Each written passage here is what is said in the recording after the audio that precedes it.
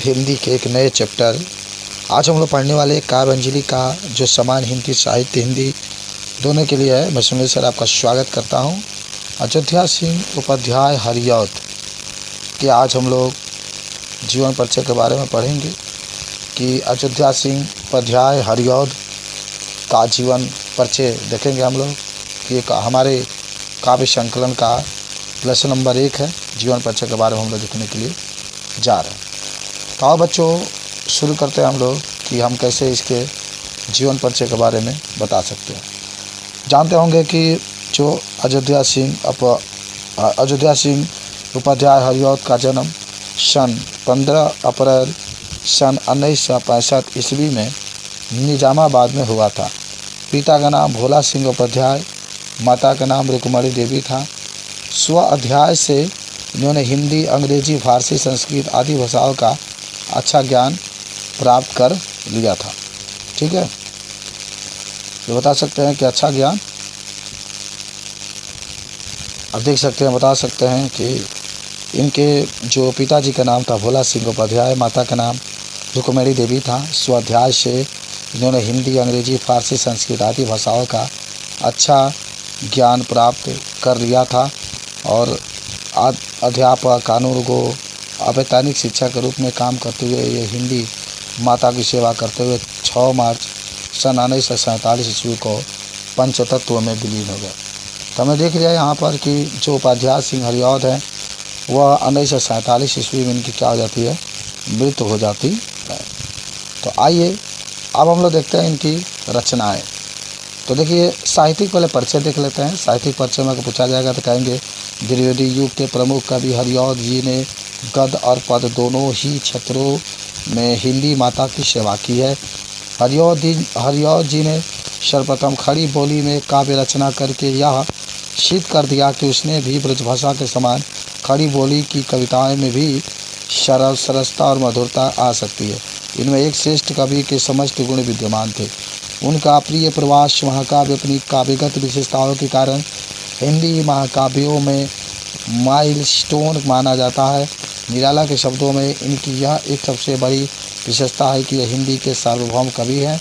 खड़ी बोली, उद्योग, मुहावरे, ब्रजभाषा, कठिन सरल सब प्रकार की कविताओं की रचना कर सकते थे।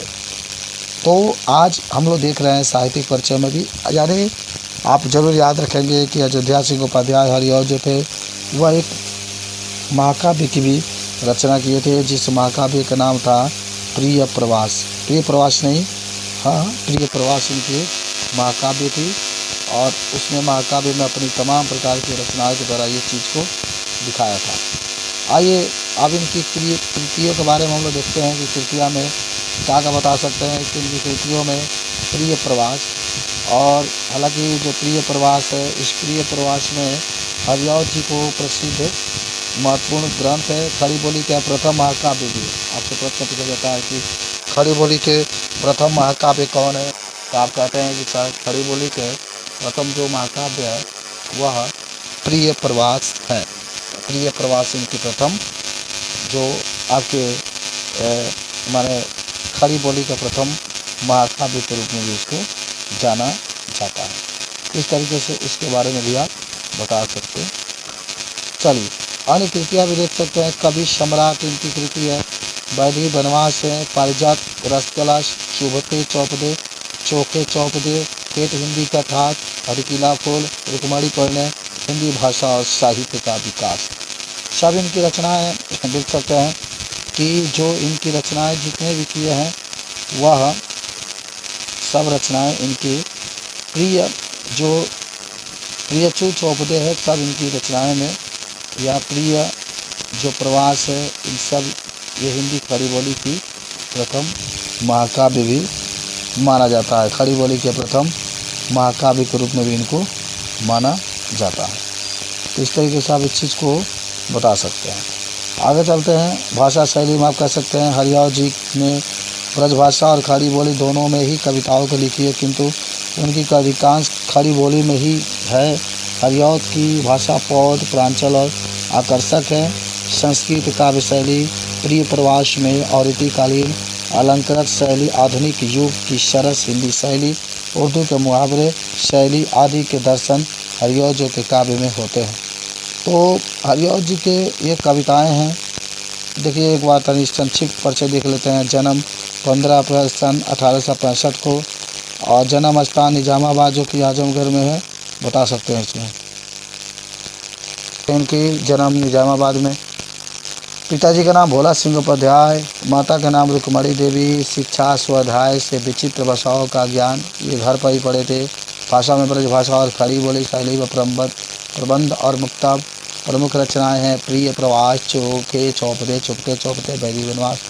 6 मार्च सन 1947 ईस्वी में इनकी मृत्यु हो गई है।